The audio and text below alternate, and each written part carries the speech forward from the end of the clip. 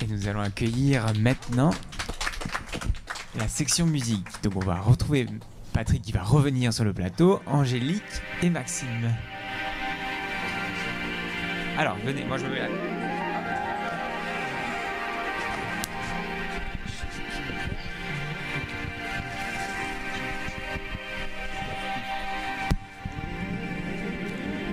Alors, tous les trois là.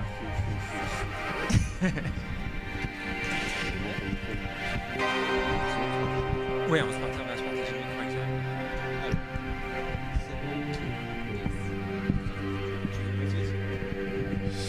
Écoutez, on est ravis de continuer cette série d'entretiens avec la partie musique, avec Patrick, Maxime et Angélique. On est ravis d'être avec vous.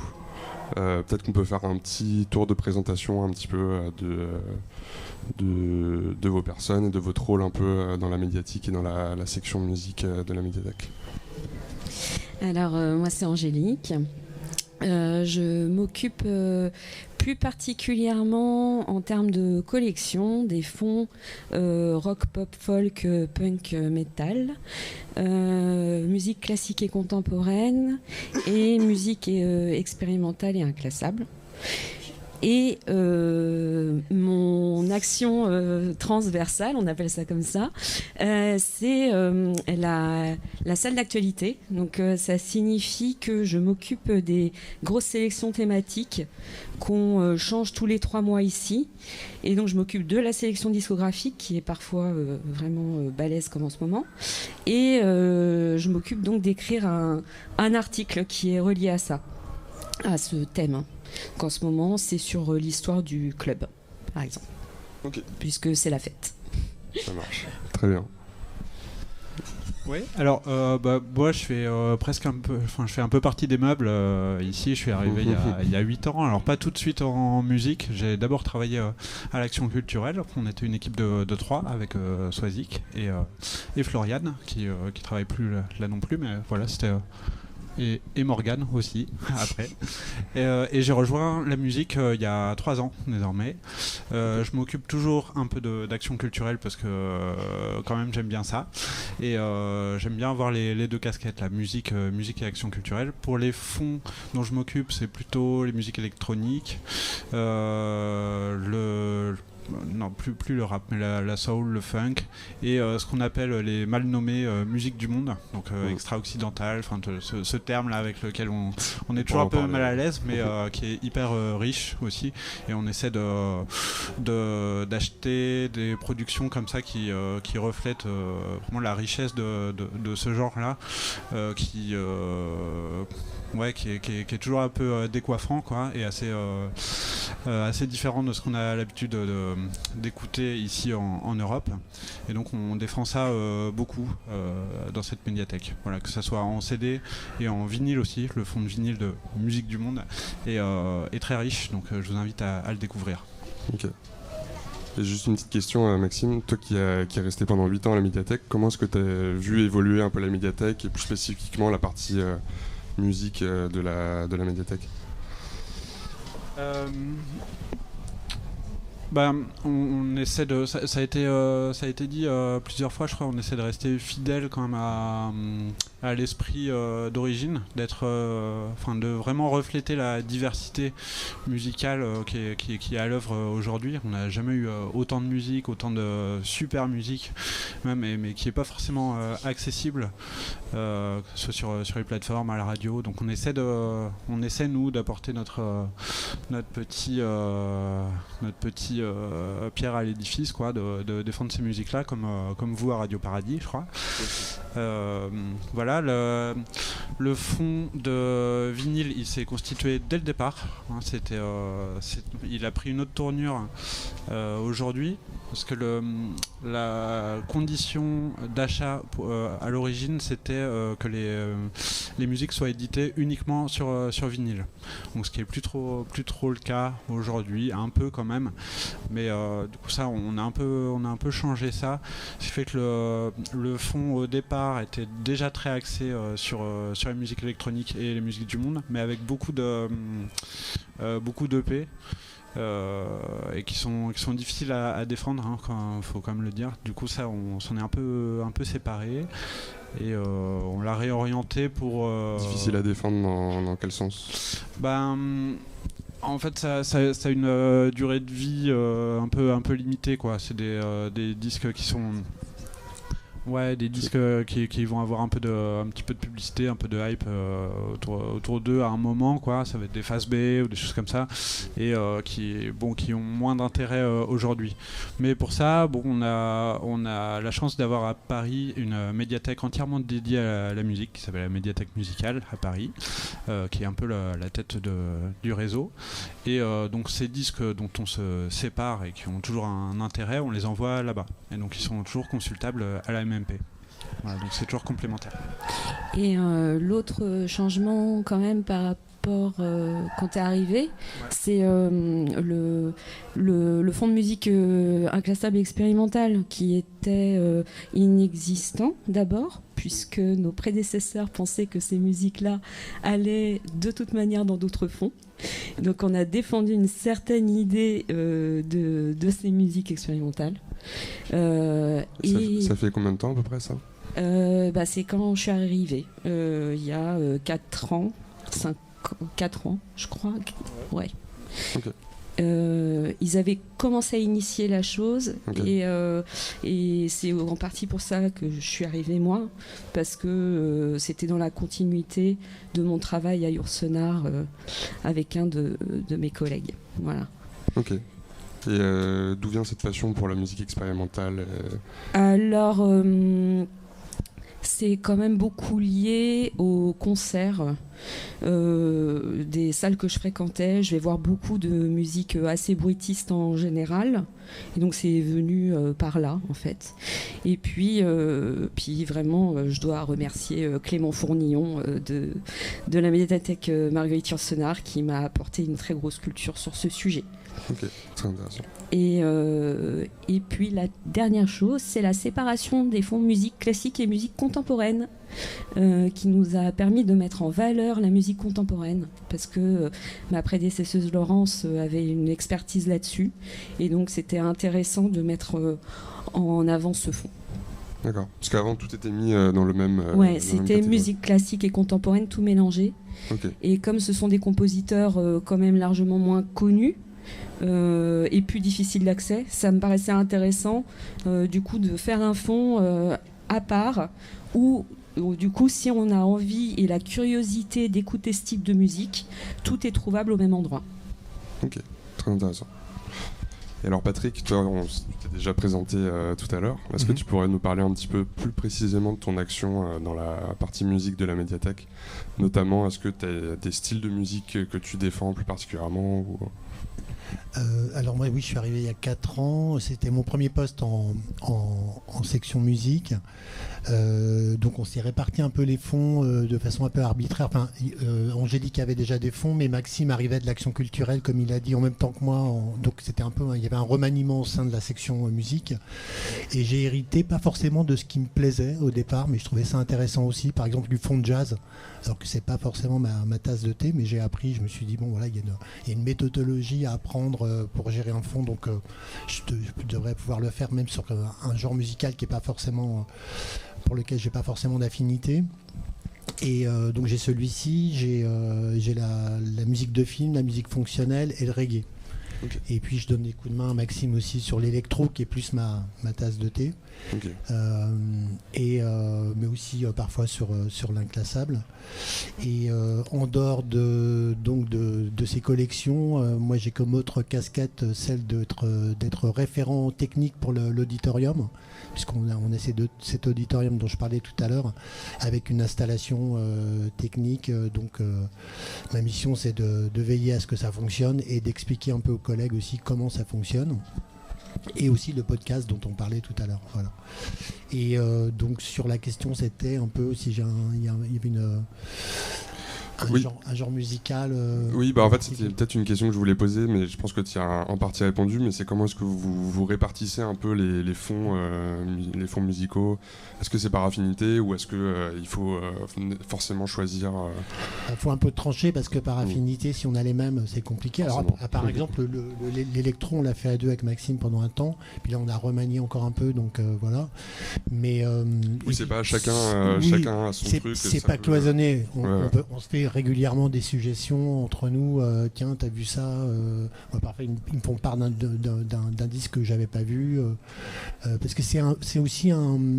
Moi, j'avais appris le métier en section adulte sur des livres, et où il y a une méthode de veille plus précise, ou même voire on peut un peu nous mâcher le travail, puisqu'il y a des listes qui paraissent. En musique, il y a des listes qui sont faites par des collectifs de bibliothécaires du réseau des bibliothèques de la ville de Paris. On s'en sert moins en musique, et selon le genre musical, le travail de veille peut être vraiment différent. Par exemple, en reggae, c'est assez compliqué, parce qu'il y a plein de choses qui sortent, mais qui sont pas vraiment écoutables. C'est-à-dire qu'il faut fouiller pour essayer de éventuellement les trouver en écoute sur YouTube, et parfois pas. Donc ça m'arrive d'acheter un peu à l'aveuglette en regardant le label, des choses comme ça. Donc chaque genre a un peu sa spécificité de ce côté-là. Ok. Ouais, puis après, il faut dire aussi que l'appétit vient en mangeant, quoi. Moi, j'ai hérité comme ça des musiques électroniques, j'en écoutais un peu, mais c'est en m'occupant de ce fond que je me suis mis à vraiment en consommer beaucoup, et puis à m'intéresser à la techno, à la house, enfin à tous les sous-genres des musiques électroniques. C'est un peu grâce à ce travail que je me suis forgé aussi une culture musicale, quoi. Ça c'est évident. Et oui, t'allais dire? Non, moi c'est pareil, ma culture en musique classique est faible, enfin entre guillemets, hein. C'est pas quelque chose dans lequel j'ai une formation, autant toute la partie 2, donc rock, pop, folk, machin, ça c'est vraiment ma zone de confort absolue, mais alors, la musique classique c'était pas une évidence. Donc pareil, il a fallu mettre en place une méthode, comment y trouver de la variété, produire une continuité aussi de ce qui était déjà là. Oui, et effectivement, c'est quelque chose qui vient au fur et à mesure. Ok. Et alors j'avais une question aussi, mais vous y avez partiellement répondu, mais justement ce travail de veille qui est le principal travail que vous faites à la médiathèque sur la partie musicale, avec toute la quantité de musique qui arrive tous les jours et même toute la quantité de musique qu'il y a depuis voilà. Comment est-ce que vous arrivez? Est-ce que vous avez une méthode de sélection un peu pour vous y retrouver?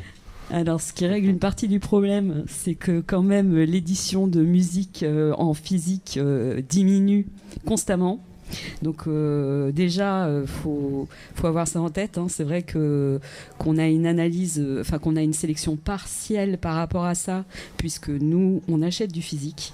Donc ce qui ne sort pas en physique, déjà, c'est foutu. Et ensuite, on a des fournisseurs. Donc ces fournisseurs ont un catalogue, de nombreuses pages de sortie. Donc c'est vrai qu'au fur et à mesure on se fait une culture, on apprend l'écosystème des labels, parce que la musique c'est un écosystème, une économie, et après on voit bien qu'il y a des choses qui correspondent mieux au public qu'on a, que nous on a envie de mettre, qu'on a envie de défendre aussi, hein, on va pas se mentir, parce que plus ça va, plus on est dans un rôle de prescription en musique. De prescription. C'est-à-dire que plus ça va, plus on est quand même dans une attitude de conseil, et qu'on va essayer de susciter l'écoute de quelque chose qui aurait peut-être pas été connu autrement.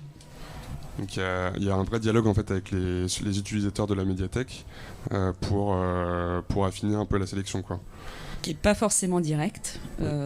Souvent, ils viennent nous voir en disant « Ah, c'est super, j'ai découvert tel truc, et c'est un peu ce qu'on recherche à faire. Et puis après, on a la rotation, hein, pour savoir. Ouais, non mais c'est vrai, c'est un reproche parfois qu'on a pu nous faire, notamment sur le fond vinyle, où on peut se permettre d'acheter des choses vraiment de niche, assez pointues et très peu connues. Et on nous a dit parfois, oui, non mais c'est pénible, je connais rien, je sais pas quoi prendre et tout. je leur dis prenez un peu au hasard et vous verrez. Et puis en fait c'est ça qu'on essaie de faire, et les retours sont plutôt chouettes parce que les gens justement découvrent des choses qui passent sous les radars autrement, et ça c'est un peu les meilleurs compliments qu'on puisse nous faire. Et parfois même il y a des jolies histoires comme ça, notamment on parlait tout à l'heure là du fonds musique expérimentale inclassable. On a invité pour le festival Monte le Son, qui est le festival de musique live dans les bibliothèques qui a lieu tous les ans en novembre, un groupe qui s'appelle Nova Materia. Et il y a donc une lectrice qui était super contente à l'entrée du concert parce qu'elle nous disait qu'elle avait découvert ce groupe grâce à nos collections, et donc elle l'avait emprunté quoi, et qu'elle adorait, et donc elle était super contente de voir qu'on l'avait programmé, et c'était c'était une belle histoire comme ça. Ok, très intéressant. Je posais la question qu'on pose depuis le début de cette journée. Quel est votre premier souvenir en arrivant à la médiathèque ? Quelle a été votre impression ? Patrick, tu as déjà répondu, mais si tu peux... Alors je vais répondre différemment, puisque tout à l'heure, c'était ma première venue, c'était avant d'y travailler. Okay. Et après, pour y travailler, mon premier souvenir...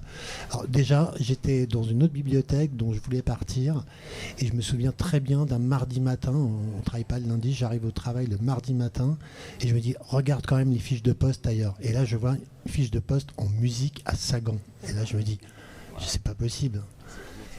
Et j'appelle quelqu'un que je connaissais, qui connaissait quelqu'un qui travaillait ici, qui me dit mais si, viens et tout. J'y croyais moyennement.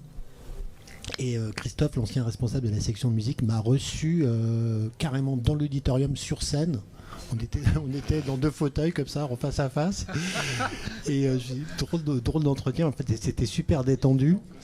Et en fait, j'ai eu le job, et j'y croyais pas. Je pensais que ça se bousculait au portillon, que tout le monde voulait venir travailler ici en musique à Sagan, et apparemment pas tant que ça. Donc mon premier... Tu travaillais dans le secteur de la musique avant ou...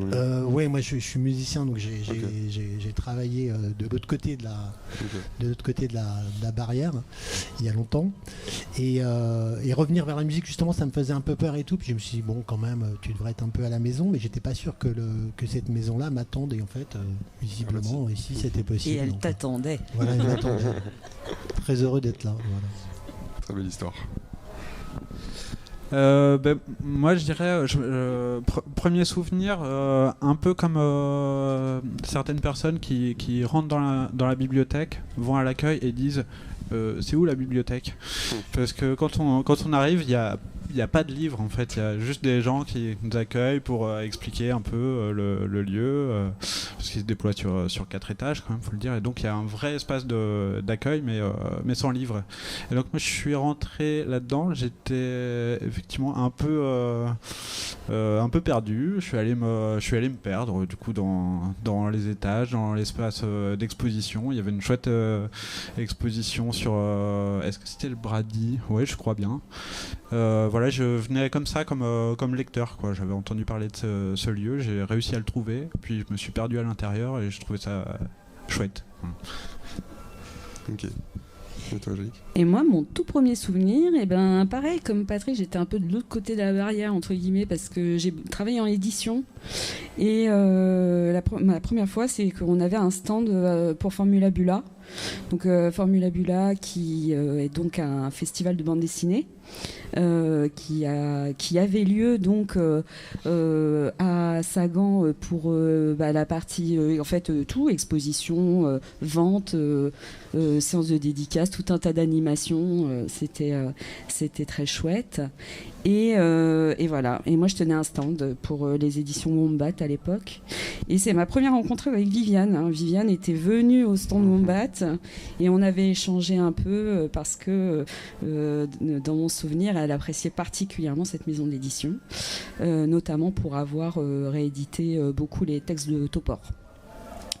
Et ensuite, j'ai l'envie de venir travailler, parce que donc entre-temps j'ai eu le concours des bibliothèques, j'ai bossé à Yourcenar, et l'envie de venir y travailler, c'était un moment horrible où il y avait une grève de métro incroyable, et moi à l'époque je vivais à Anvers, donc le bas Montmartre. pour aller à Yourcenar, c'était devenu impossible. Donc en fait, on était redéployés dans des bibliothèques plus proches. Et j'étais redéployée ici. Et là, je suis tombée carrément amoureuse du lieu. Et j'ai eu un très très bel accueil, encore une fois, de Viviane aussi. Ça m'a presque bouleversée à l'époque. Donc dès qu'il y a eu un poste, j'ai sauté dessus et voilà. Très belle histoire. Et est-ce que vous auriez un souvenir marquant ou une anecdote que vous voudriez partager sur votre parcours à la médiathèque ? Je vais reparler de Monte-le-Son et puis ça a un lien avec tout ce qu'on a dit un peu de tisser du réseau, du lien avec plein d'acteurs locaux. En fait, on a accueilli dans ces premiers temps un festival de bande dessinée aussi qui s'appelait Formula Bula pendant quelques années et notamment une année on a accueilli une exposition pour ce festival là sur la musique pour enfants. Tout ce pan-là, ce continent là, pas très connu, mais sur lequel il y a deux personnes passionnées qui y travaillent, qui fouillent les archives, notamment du Fonds patrimonial, alors Joyeuse, où il y a pas mal de pépites dans le genre, de la musique qui a été expressément faite pour les enfants, que ce soit des génériques télé ou de la musique faite par des enfants, aussi dans des gestes pédagogiques comme ça. Et donc ces deux personnes-là ont un collectif qui s'appelle Radio Minus, donc Yacine et Clément. Ouais. Oui, c'est ça. Ouais. Et donc on les a invités pour une édition Monte-le-Son. C'était consacré cette fois aux musiques dansantes. Donc on s'est dit allez, boum, on va faire une boum pour les enfants quoi. Donc Radio Minus vient et là c'était juste la folie dans la médiathèque, le grand n'importe quoi, la chenille dans tous les espaces de la bibliothèque, les confettis, tout ça. C'était vraiment chouette quoi. Merci à eux et vive la musique pour les enfants aussi. Moi, un très beau souvenir que j'ai, c'est c'était l'année dernière, je crois. On organise une séance d'écoute parce que vous le savez peut-être, on organise des séances d'écoute à la médiathèque une fois tous les 2 mois. C'est 10-33 c'est ça ? Non, justement. C'est la séance d'écoute musicale. En fait, l'idée, c'est de donner aux gens l'opportunité de tout arrêter, juste le temps d'écouter un disque et de ne faire que ça. Et donc ça se passe dans l'auditorium, on est posé dans des transats et on rentre dans une écoute la plus profonde possible d'un disque. Et on avait proposé quelque chose d'assez méconnu, mais c'était relié à une table thématique sur l'eau. Et on avait donc proposé à l'écoute un disque de Michel Redolfi, qui est un compositeur qui a travaillé avec une méthode très particulière qui lui permet d'enregistrer sous l'eau. Et un jour, je viens travailler, tout ça, et puis j'étais au standard. Et là, il y a quelqu'un qui appelle, et il me dit « Bonjour, c'est Michel Redolfi ». Donc Michel Redolfi en fait avait vu l'info comme quoi on organisait cette séance d'écoute et il a trouvé ça incroyable et là il me dit oui puis ça tombait bien parce que c'était moi et donc je lui dis écoutez mais c'est absolument incroyable effectivement c'est moi qui organise cette séance machin et là il me fait mais écoutez ça tombe tellement bien, j'ai un projet en ce moment avec Sainte-Anne, je viens à Paris parce qu'il vit dans le sud lui, je viens à Paris la semaine prochaine si vous voulez, on organise un entretien et on parle de ça. Et donc il est venu un matin et on était tous les 3 avec lui et c'était incroyable, on a échangé pendant 2 heures voilà. Ça c'est un très beau souvenir. Magnifique. Et toi Patrick ? C'est plusieurs souvenirs en fait, c'est lié au concert en fait qu'on a réussi à faire ici, à mettre en place. Comme je le disais tout à l'heure, j'ai un peu cette casquette d'être référent technique de la régie de l'auditorium, qui est un auditorium. et non pas une salle de spectacle, ce que je précise souvent. C'est-à-dire que c'est pas comme une salle de spectacle où on a une façade avec des grosses enceintes et le matériel qui va avec. Ici, c'est plus prévu initialement pour faire de la conférence. C'est 4 petites enceintes au plafond et un peu de matériel, mais pas tant que ça. Et pareil, côté éclairage, c'est à moitié en panne et même quand ça marche, c'est pas non plus un truc hyper pro. Et malgré ça, on arrive à remplir la salle avec 100 personnes. C'est la jauge max. Hein. Et j'ai le souvenir à chaque fois d'avoir fait des choses quand même que ça. Le premier truc que j'ai fait, c'était Pointe du Lac, un duo électro. On a eu dans Monte-le-Son, on a eu aussi NYC Milky Band, un groupe de jazz qui au dernier moment arrive avec une contrebasse qui n'est pas sonorisée, enfin, où on joue un peu entre de l'acoustique et du sonorisé. Ça a été pareil avec Stéphane Payen, où ils étaient un peu nombreux sur scène. Et dernier en date, Nova Materia, qui au dernier moment me demande si on peut démonter la console, la mettre au milieu de la salle. Je fais oui, et on le fait, et ça marche. Et il y a les petites enceintes au plafond qui tremblent, et j'ai peur qu'elles se décrochent, mais ça résiste, et tout le monde est content, et c'est des beaux souvenirs. Ouais. Trop beaux souvenirs. On arrive à la fin de cette interview à 3 personnes.